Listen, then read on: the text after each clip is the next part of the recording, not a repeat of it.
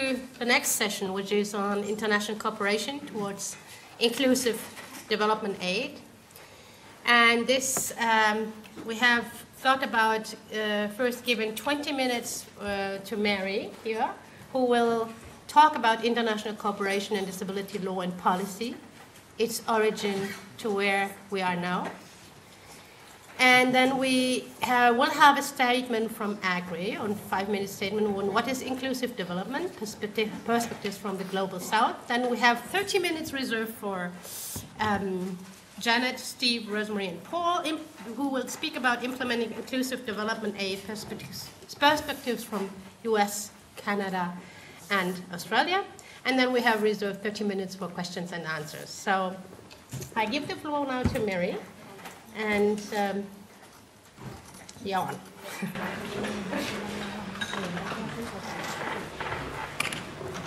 Can everybody hear me okay? I know we have the graveyard shift, so I hope you'll keep everybody entertained somewhat. I thought what I would do first of all was set the context in terms of, I suppose, the development of international cooperation and disability as it's developed through, I suppose, the UN system and up to what we have now in terms of Article 32 of the Convention. But I suppose, first of all, just to give a context around disability development, I think one of the most important reports that was published last year was the World Report on Disability, which estimated that 15% of the world's population are people with disabilities, and that 80% of the people of us live in developing countries. So I think that, in itself as a statistic is very important. I think the other aspect is the changing landscape on disability rights. The CRPD, as we all know, moves from a soft law approach to legal obligations, and it is the only international human rights instrument to have an article specifically on international cooperation.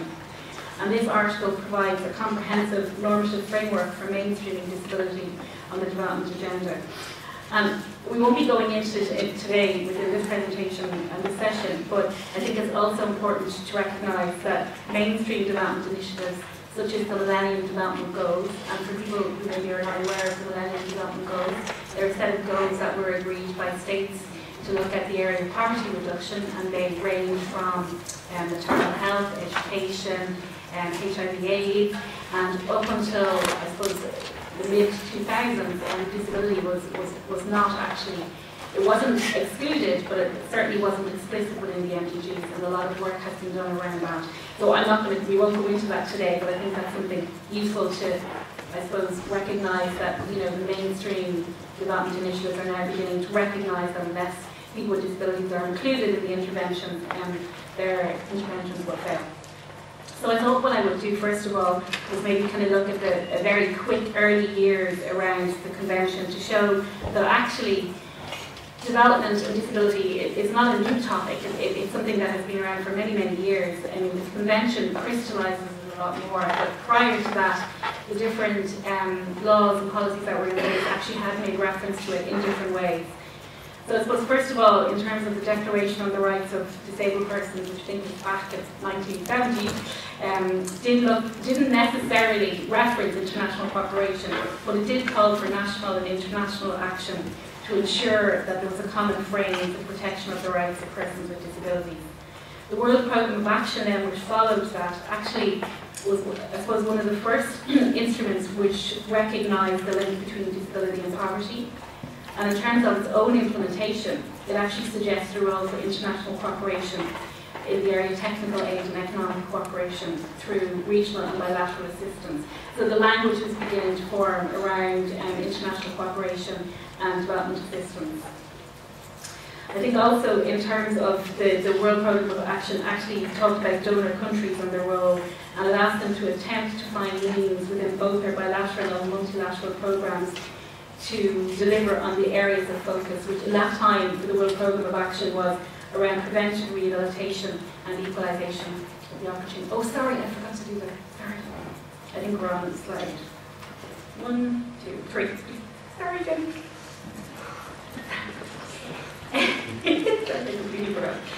So the World Programme of Action was one of the first areas or the times when donor countries were actually mentioned in terms of having a role. So with the World Programme of Action, there came a series of reports that found basically that the social and economic cost of segregating and excluding persons with disabilities had an effect on the development process. Yeah.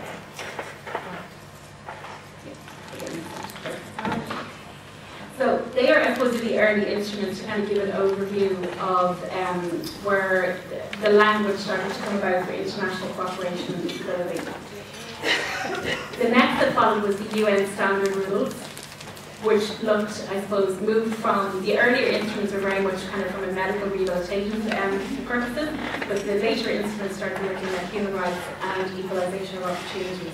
And the UN Standard Rules had two specific rules, Rule 21 and Rule 22, which focused around technical cooperation and also focused around international assistance and international cooperation on broad issues affecting people with disabilities.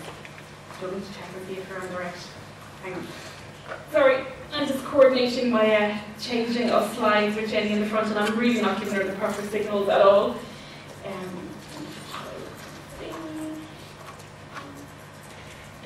Yeah, that's what's right. The next slide. So as I said, Rule 22 under the UN Standard Rules also had reference to international cooperation, and in particular looking at the UN and the specialised agencies participating around development of disability policies, and also ensuring that disability became part of its own policy development. So I suppose that's kind of a very quick overview with regard to where international cooperation and disability appeared prior to the convention. So, next slide. So I thought it would be useful to give you a bit of background with regard to Article 32. And first of all, in terms of when it would be negotiated at the ad hoc committee. The original working group text of the Convention on the Rights of People with Disabilities, it did not contain a specific provision on international cooperation. Now, that wasn't a particular exclusion, it just wasn't something that there was an annex given to it, it was discussed. A discussion did happen on it, and it was agreed that the importance of international cooperation to help to achieve equal opportunities for persons with disabilities. Although there was a consensus though around that main issue, there was, I suppose, a fear around the fact that the consensus did not extend to the need for a separate article on international cooperation. So while there was a general acceptance around the fact that international cooperation needed to be referenced in the text, there was a discussion whether that could happen more so in the preamble, and was there really a need for a specific article in international cooperation. So that was, I guess, I suppose a discussion and debate that had gone on at the time of the negotiations.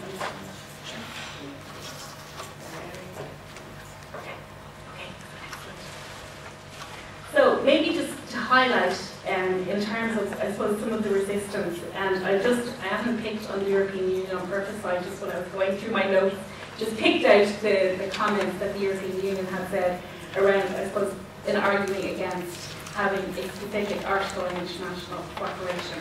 And it wasn't just the European Union, there was a lot of other countries that were in agreement with that.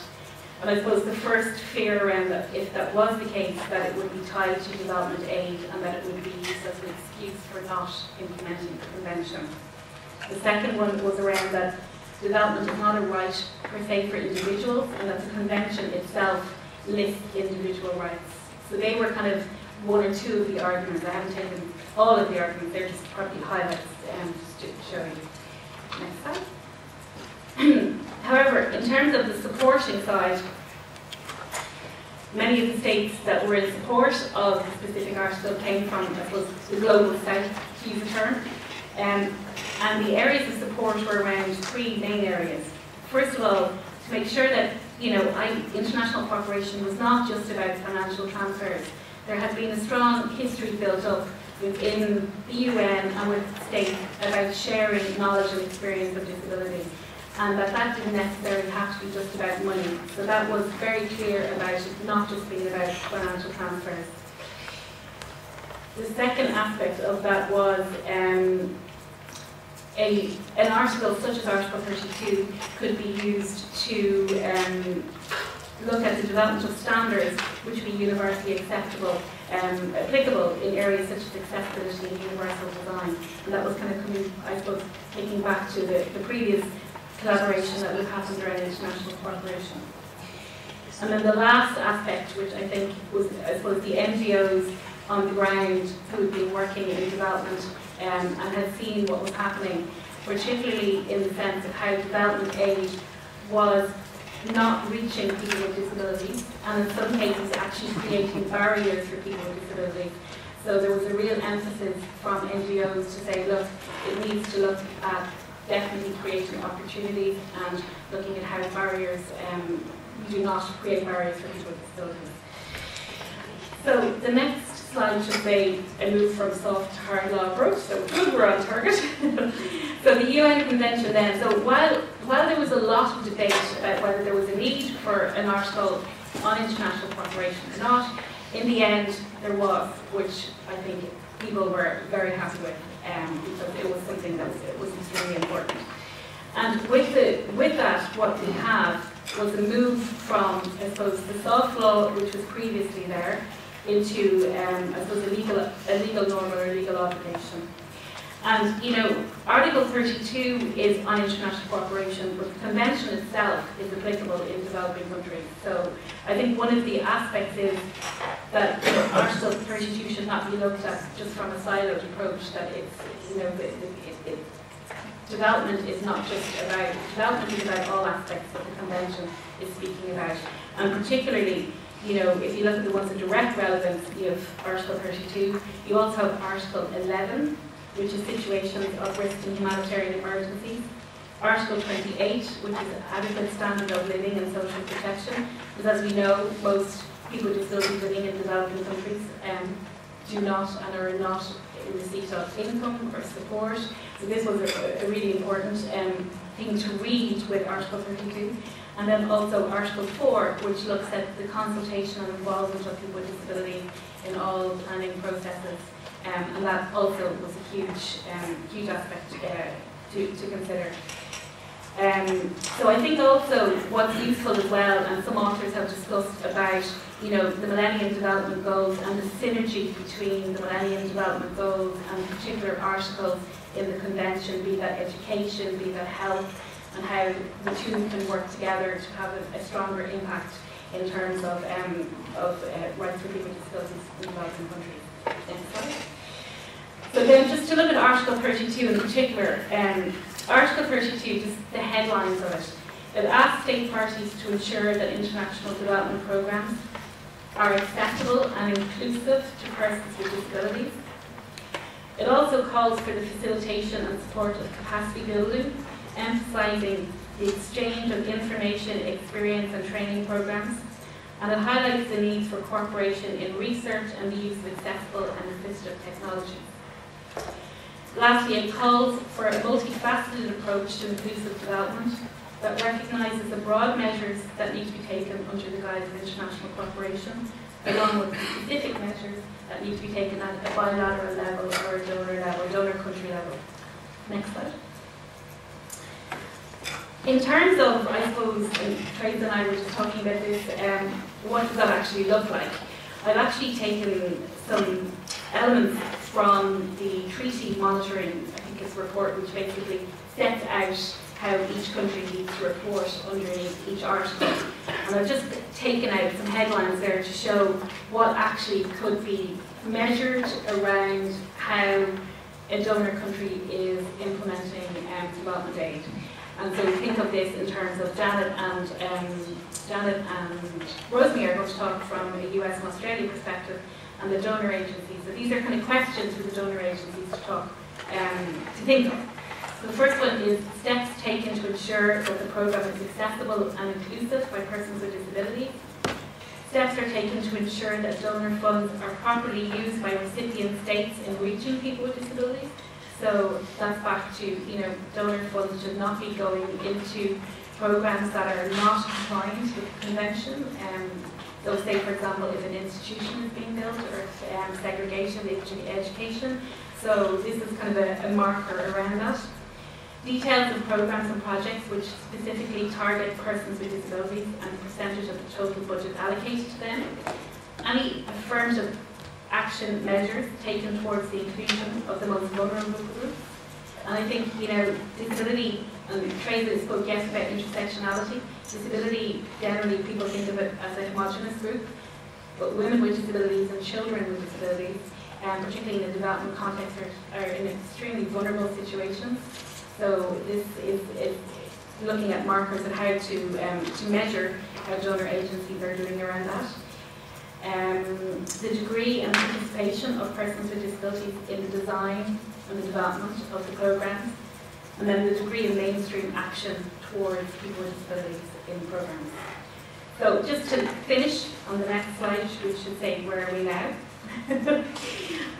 Just to, I suppose, where are we now is the question. Jurisprudence surrounding Article 32 remains very much in its infancy.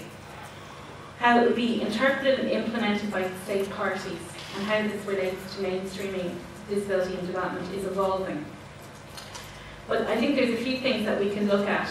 There's the state reports which have been submitted so far to the Committee on the Rights of People with Disabilities, and they seem to suggest, first of all, that there's a variety of different approaches taken by states in implementing inclusive development, that the measures that are taken by states range from highlighting activities with a disability-specific focus to supporting cooperation with a broader number of issues, and it also states supporting under the broad theme of international cooperation through exchange and information, and that came out a lot through the reports in terms of the interaction between states and how they're sharing best practice and exchange information.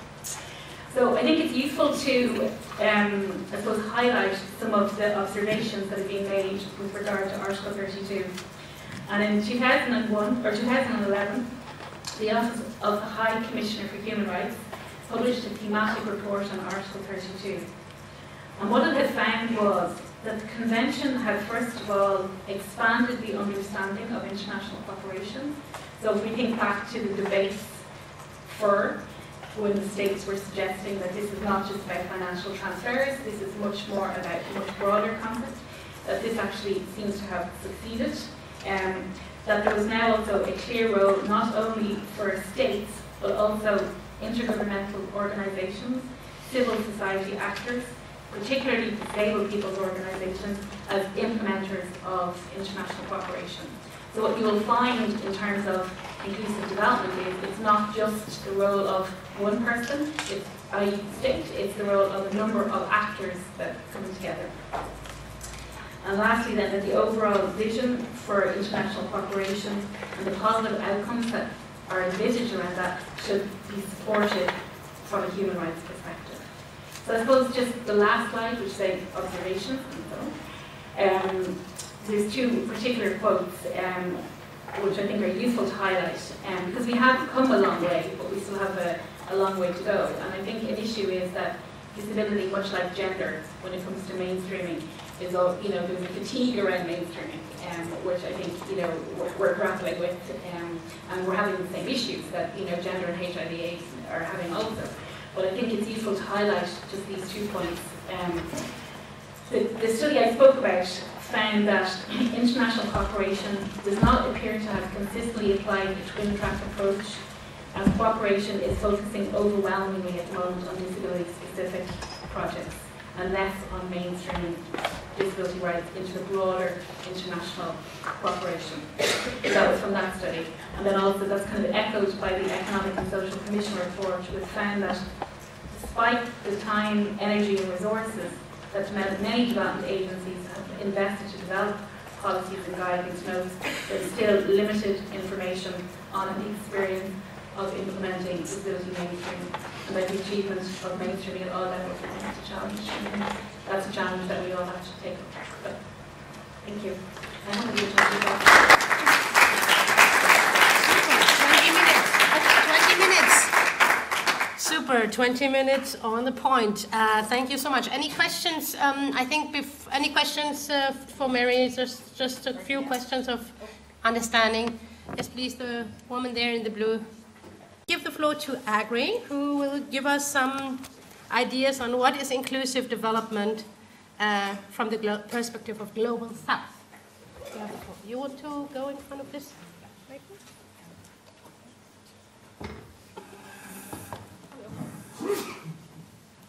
Thank you. That way?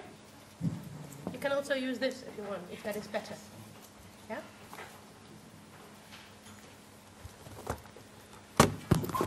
Thank you. My name is Agre Olwenye. I work with Action for Youth with Disabilities Uganda. I think mine is simple. I'll just give you a highlight of the, inclusive development in the, the Ugandan perspective. I think I'm well versed with that.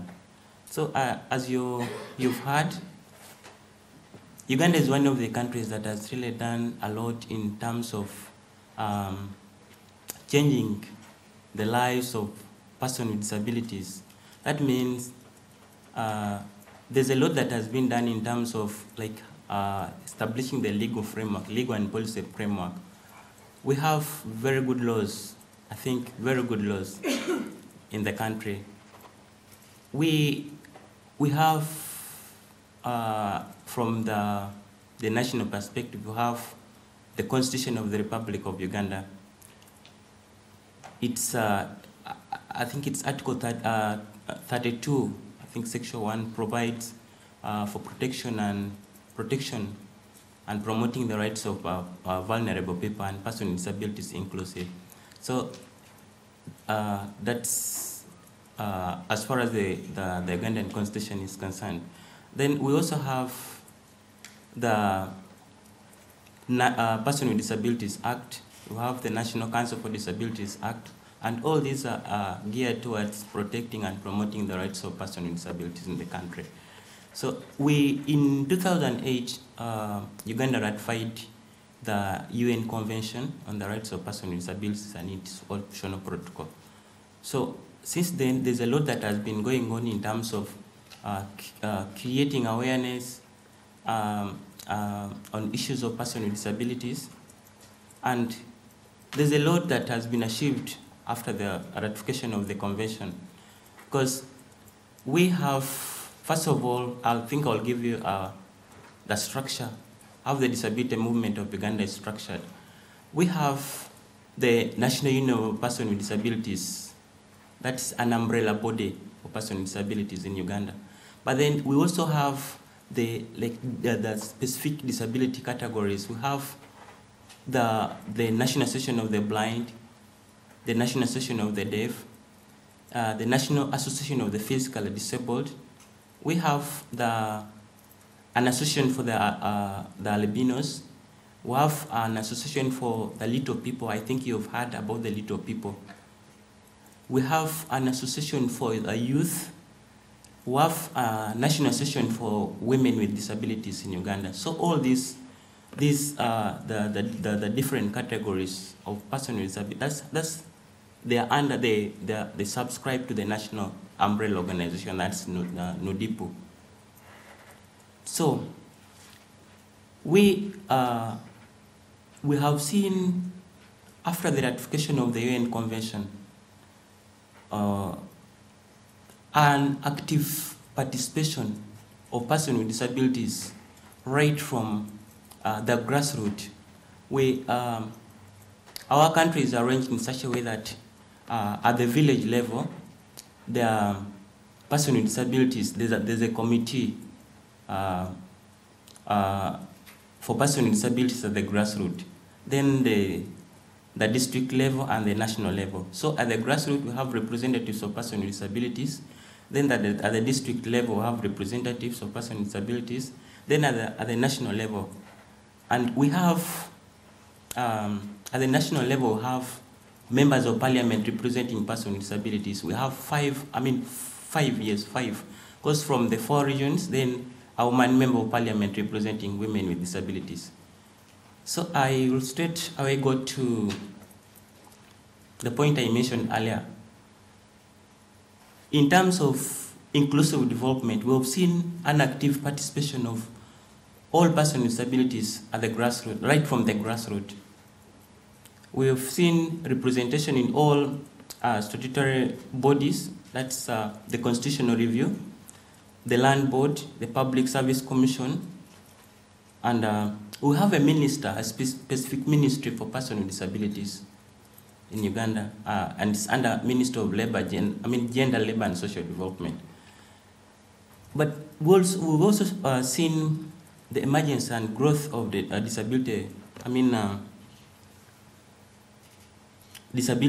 We have formation of all the associations that I mentioned earlier on, the disability groups. We have all those groups represented and very active, very vibrant in Uganda. We've also seen the establishment of policy and legislative framework. We have the very good laws, I think, as I mentioned earlier on. The Constitution provides and guarantees and promotes and protects the rights of persons with disabilities. We have also the Person with Disabilities Act. We have, I was given 5 minutes, I've used 3, so I have 2 more. So let me just give. So we have all these, the laws that I mentioned. We've also seen that the recognition of persons with disabilities, and that means, what I meant by that, we have an affirmative action in the universities, the public universities, where the few places are given to, about 64 places are given to students with disabilities to study in the university. So it's one of the achievements. Then we have, in the employment, a lot has been, so many companies have come on board in Uganda to employ young people, graduates with disabilities. So there's a lot that's going on, and I think because of time, I will not really mention all. So, but still, there are so many challenges that we are facing. Uganda, after the ratification of the convention, we have not, the government, our country has not submitted the state report to the UN committee. And we really don't, the report is long overdue because it was supposed to be submitted in 2010, but to date, no information about, when the report was submitted. So that's a big challenge.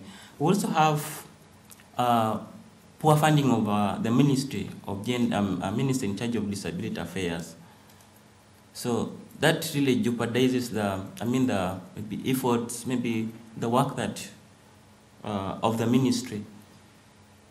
Then the challenge we have, another challenge we have is the disability movement in Uganda is dominated by adults with disabilities. So young people with disabilities do not take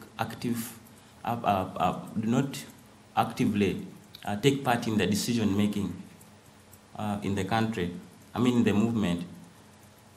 So I think my 2 minutes have. Okay. Thank you so much.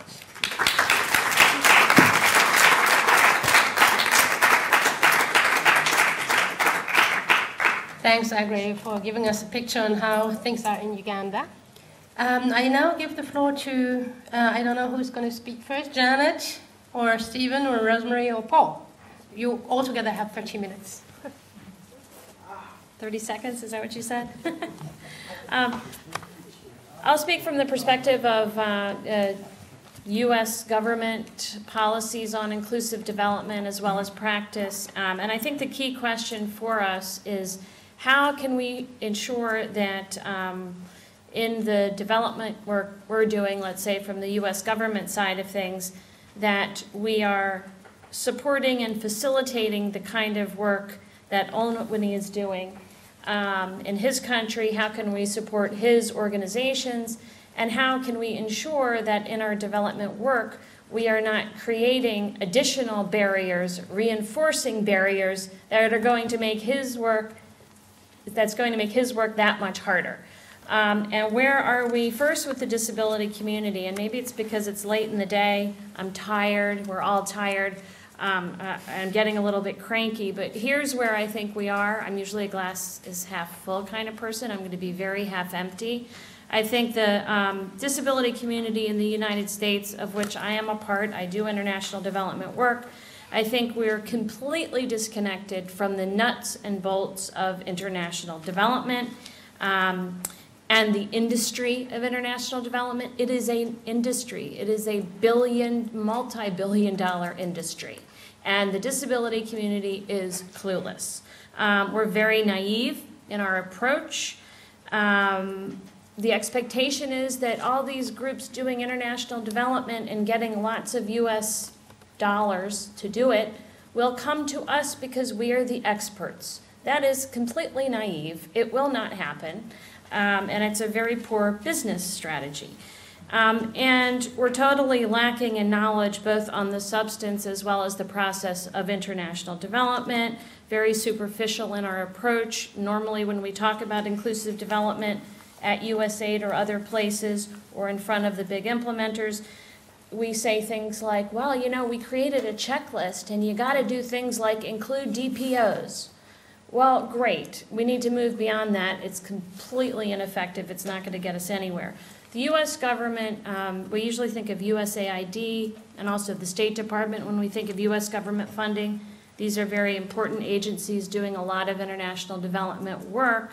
USAID has a disability policy that in 2004 it actually transformed from sort of voluntary guidelines into policy. It's currently being reformed, reshaped, revised.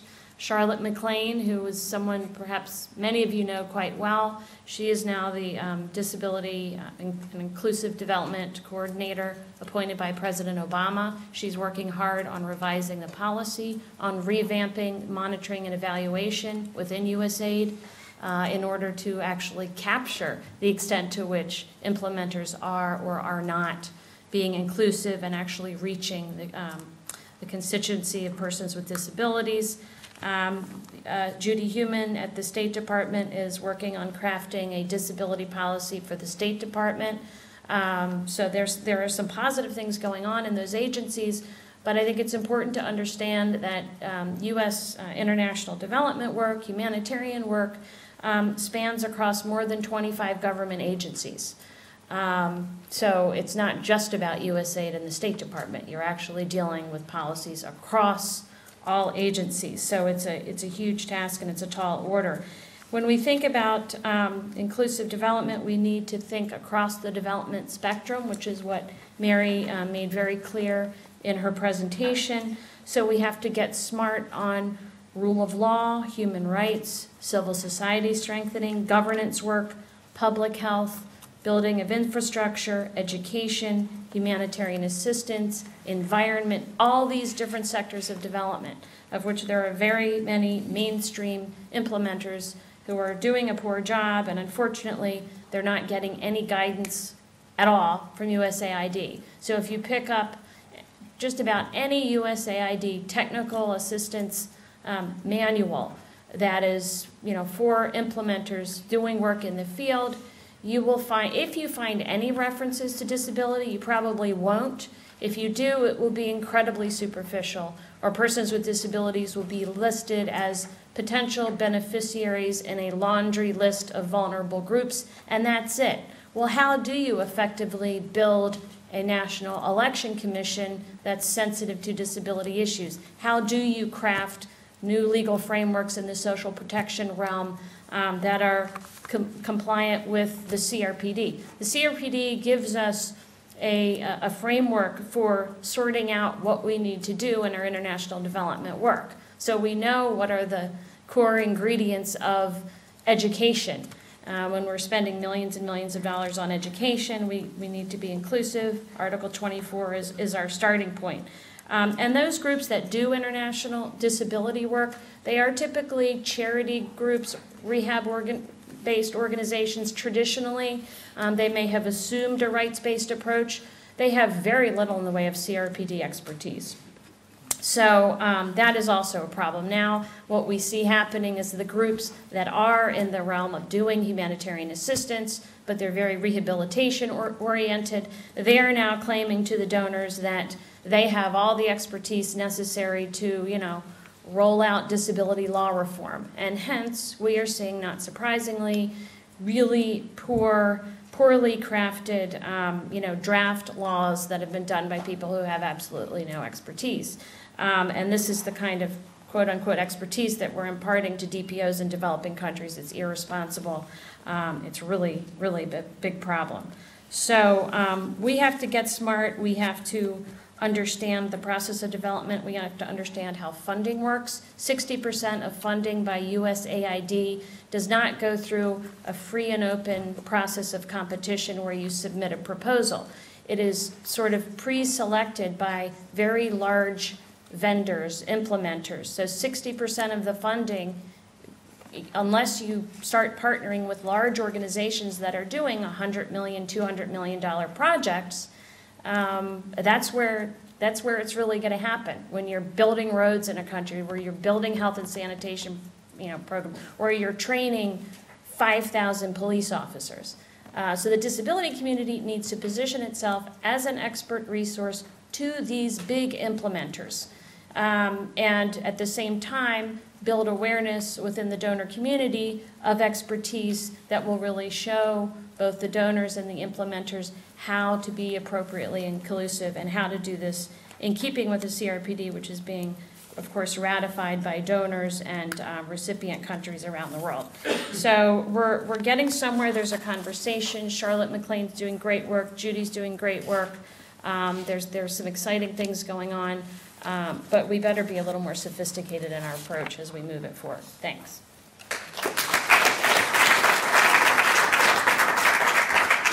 Thank you, Janet. Who's coming next now? Stephen, are you the next one?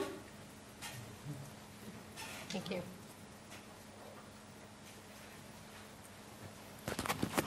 Thank you very much. If I've learned anything here this week in Galway, I've learned that when you're on a panel, where at all possible, speak before the lawyers speak, so that you have an opportunity to get your points out.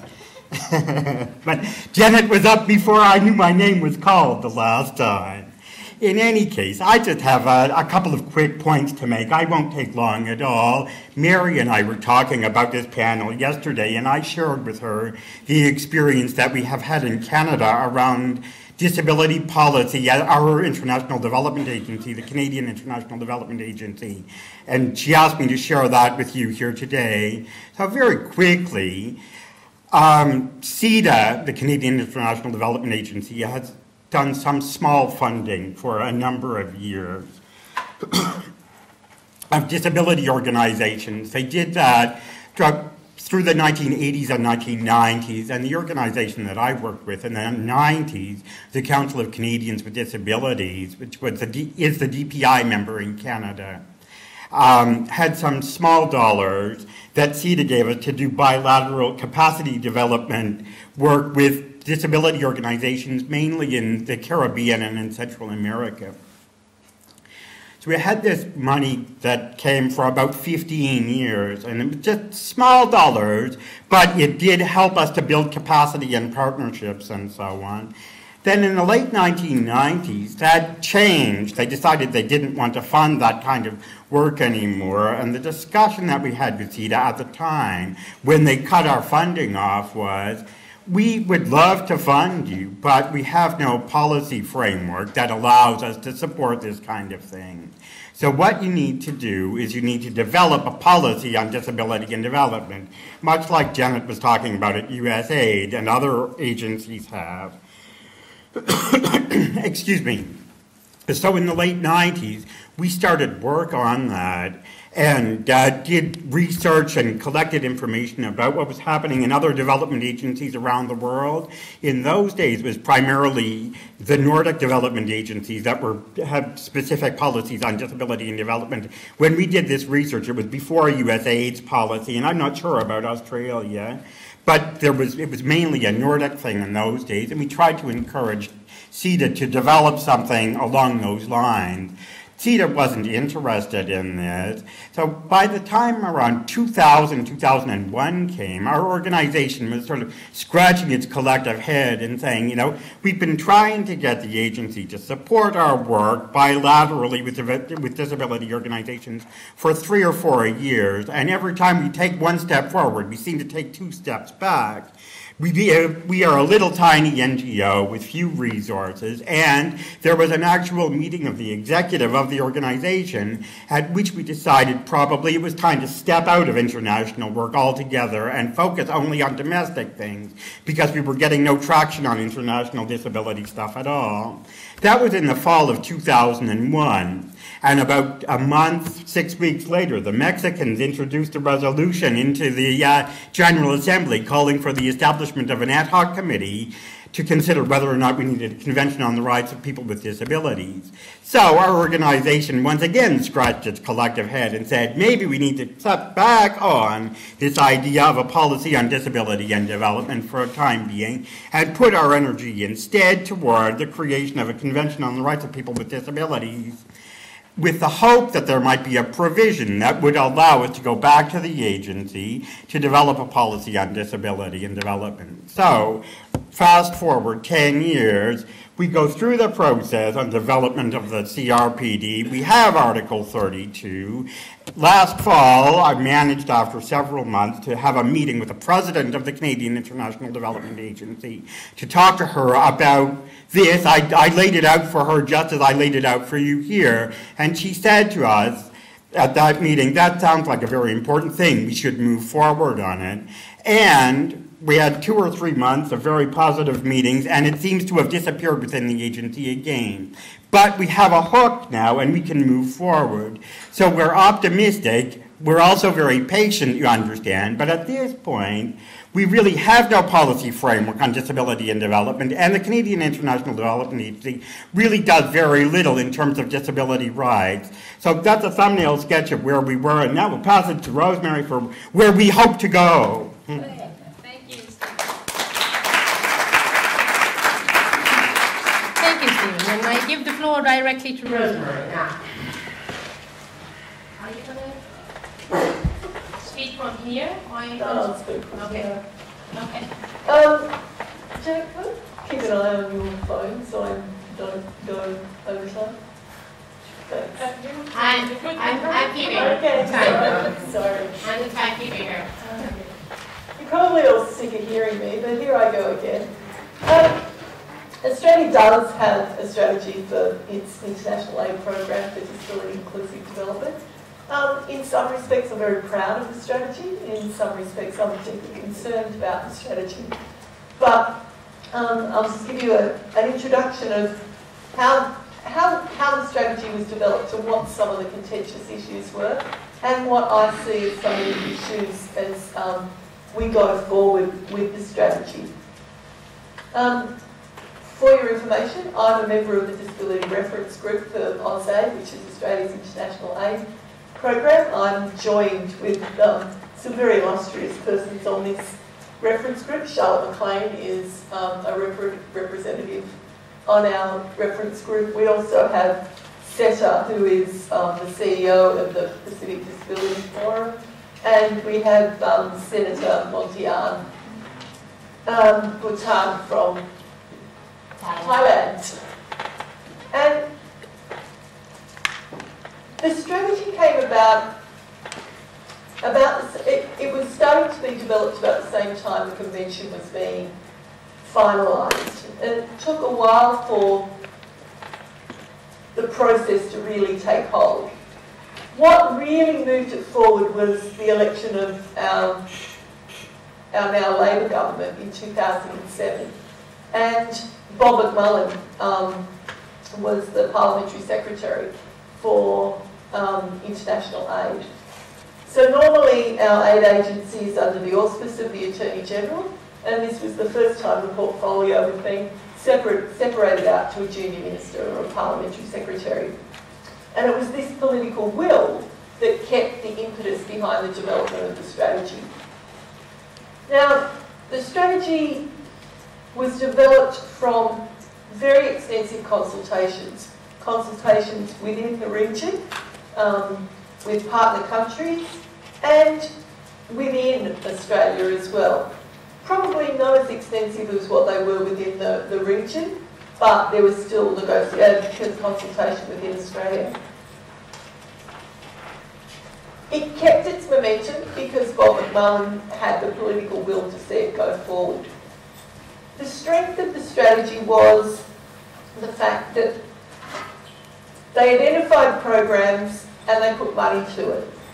The only problem was that the programs they decided to promote and to fund were not, from my position and some of my other colleagues' positions, actually disability programs.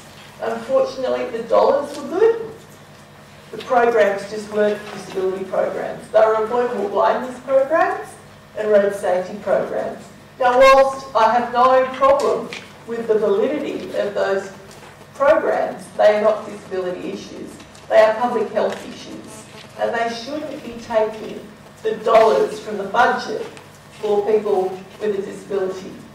So that was a tension that was always sitting in the development of the strategy.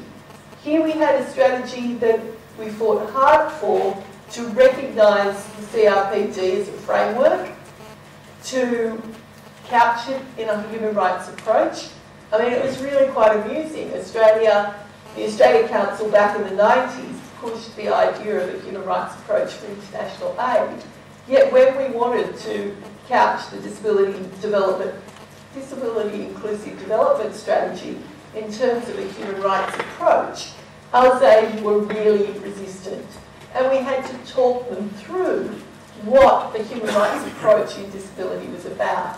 That you used CRP as a framework, that it gave you the measures, it gave you the standards by which international aid should operate. We finally got them to concede on that point, but we couldn't move them on the public health issues. And it took 3 years to move them to understanding that those programs, whilst very important prevention programs, were not disability programs. And it became an exercise in getting the agency to understand what disability really is. And that was incredibly important, because once they could understand that disability wasn't just about prevention of disability, that it was about enhancing the lives of persons with disabilities, people that already had disabilities, and the situation that they were experiencing on the ground. And I think it's that level of capacity building that has been good in keeping the momentum of the strategy going. The struggle now for the strategy is to be able to do both the horizontal and the vertical work of the strategy. And what we mean by the horizontal is when we're talking about a twin track approach, is being able to mainstream it across the programs, but also being able to focus on disability-specific programs. Programs such as capacity building and DPIs. Janet's quite right when she talks about the industry of development. And it's very hard to break that nexus between aid agencies and development agencies. To be able to get in and say, no, we hold the expertise on disability.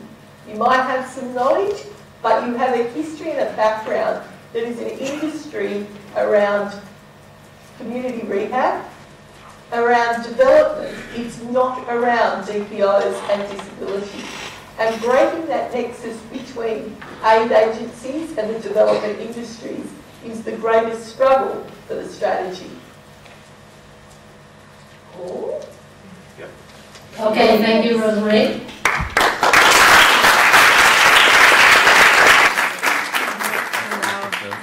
Now we're done.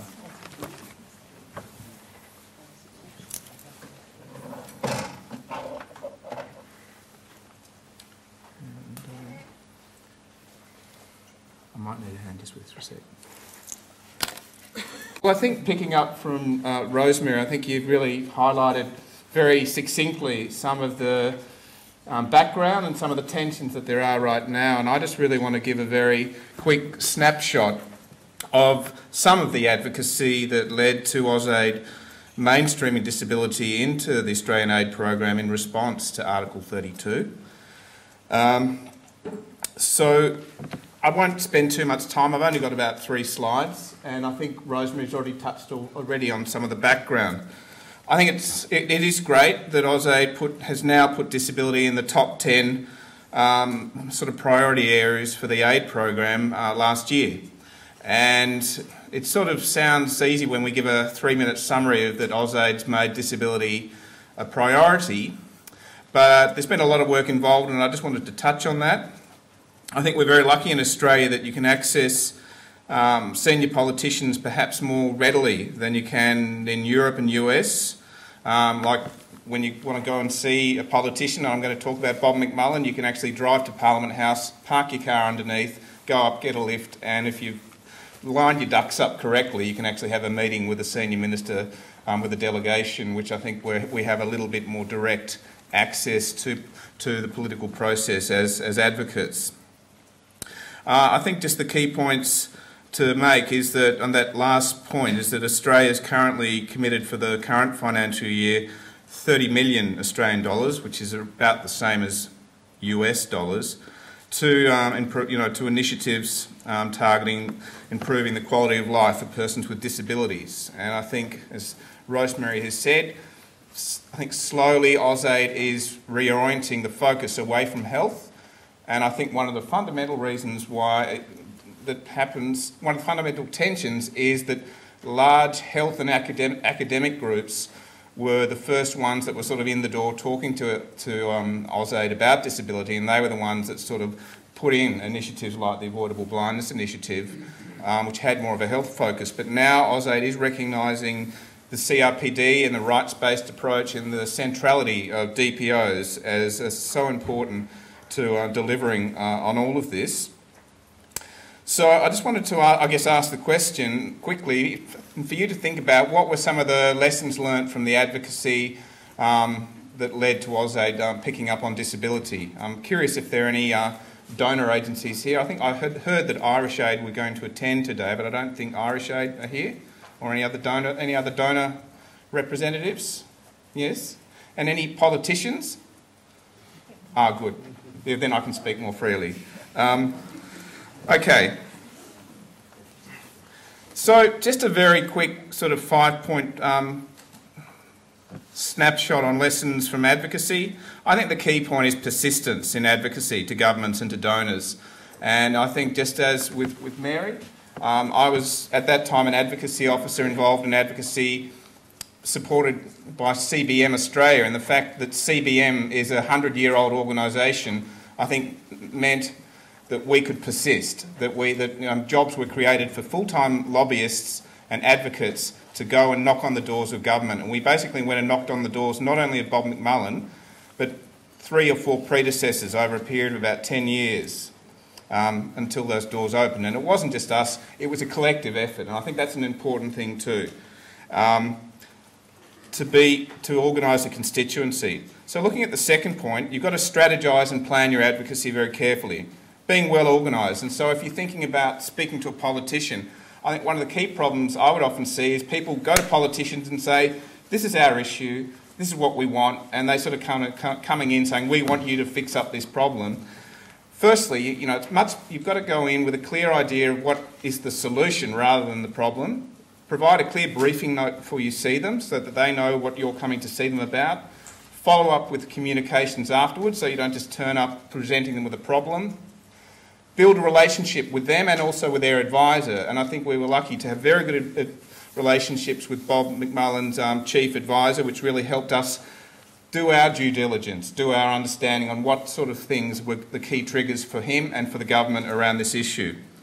The point 2.3 is really important, building a constituency for collective advocacy. So we developed a network, the Australian Disability and Development Consortium, which now has 550 members. And what that means is when you're speaking to a politician, you're not just speaking as a small delegation, but it's larger and more representative. I think the thing that really helped was that there were other groups around the nation and around the region saying similar things to our large constituency, so that the government started to hear the same thing, that this was a significant issue. You've heard about Bob McMullen, and I'll talk about him with the final slide. I think the really key thing is to show disability as an opportunity, not a threat. I think people continually, particularly donor agencies I've seen and governments have seen disability as, oh, it's another issue. You know, we've been dealing with gender, HIV/AIDS, terrorism, and so on and so forth. It's another thing, and it's to say it's not like a threat, it's actually an opportunity, because there's so much that can be done, there's so much that needs to be done, that you as a politician, you as a donor, can actually do some really great work by considering this issue and starting to sort of look at it, particularly when we have the disability movement around the world and the CRPD at this time. In Australia, we've got a great opportunity because we're ramping up the aid program from currently $3 billion supposedly towards $8 billion over the next 3 or 4 years. So there's some significant money there, and I think the opportunities in the US are really significant too, that Charlotte McLean is on the Australian group and she's now working with Obama, and that Senator McCain and the US are sort of moving on the CRPD. There's some really great golden opportunities in front of us. So just finally, I guess that the final point is to persist. It takes time and you need to be organised to do it. Finally, Bob would go around now as a champion, speaking to other donors, talking about some of the key points. And in the interest of time, I won't go through this 10-point plan that's up there now, but it talks about how AusAid started to address disability in the Australian government by establishing a reference group, by reviewing the mainstreaming programs with compatibility from the CRPD. I think we looked at best practice from countries like Canada and the Scandinavian countries, so it didn't try to reinvent the wheel. And I think point 4 was an important point, funding DPO strengthening through organisations such as Disability Rights Fund, who I represent. So finally, I just wanted to say just 2 final quick advertisements. I work with Disability Rights Fund, and if you want to find out more about us, our website is disabilityrightsfund.org, and we are working in 18 countries. We've given out about $7 million over the last 4 years to 257 grants. And I'm so pleased to see that tomorrow morning we're going to have a session talking about global perspectives. And I do want to put a plug in for the Asia Pacific region.